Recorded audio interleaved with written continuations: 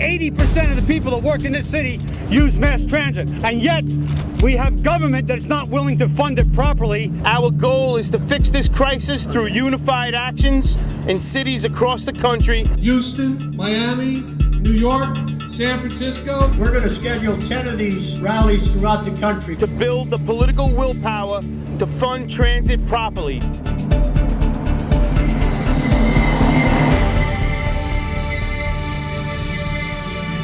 We know that budgets are tight.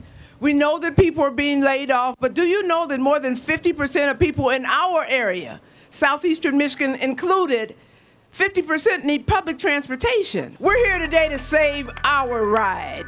This may be Motown, but 30% of the people of this great city have no car of their own. We have almost 800 members of this union that drive the buses through the city of Detroit.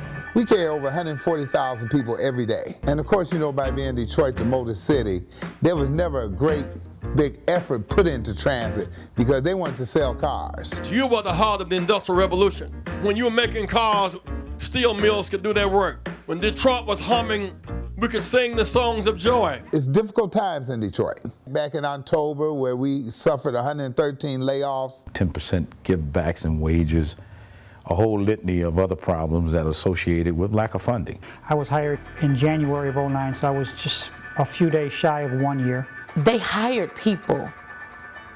People left decent jobs, and then to be 6 months later laid off. I miss meeting new people every day. I'm hoping that they get the financial details worked out so I can get back as soon as possible. Cutting jobs, raising fares, cutting service. Brothers and sisters, we're heading in the wrong direction. And even when you cut service, you're not cutting the amount of people that's out there.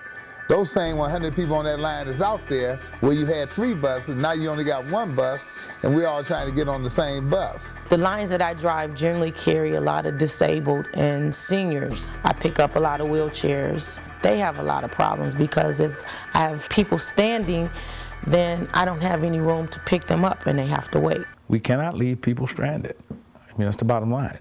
The mayor of the city of Detroit had the opportunity to use the stimulus funds, $3.7 million that Mayor Bing could have used to keep the transportation service running, and he chose not to do that. As the buses and the trains go, the economy and the workforce goes. If we stop, the country stops. You know, accessibility is a key to economic recovery.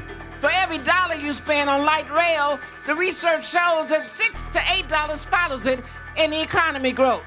House Bill 2746 is what we need to improve our service, stop the layoffs, get security on the buses. These unions right now, after understanding Detroit's plight, are coming in on their own dime to support it, and I think that's unionism at its best. In Washington, D.C., I think we were laid off roughly about 200 people. Most everybody up on Congress, they drive. They got free parking, they got underground parking, they got security and all that. So they really don't know the effects of the cuts that they are trying to implement with the transit that's happening. We do a lot of service in conjunction with the University of Michigan. Thousands utilize our service. So we have to be able to sustain it. No city is really going to have full revitalization, really be able to prosper if you don't have mass transit. I know when you offer clean, safe, reliable service, people will ride.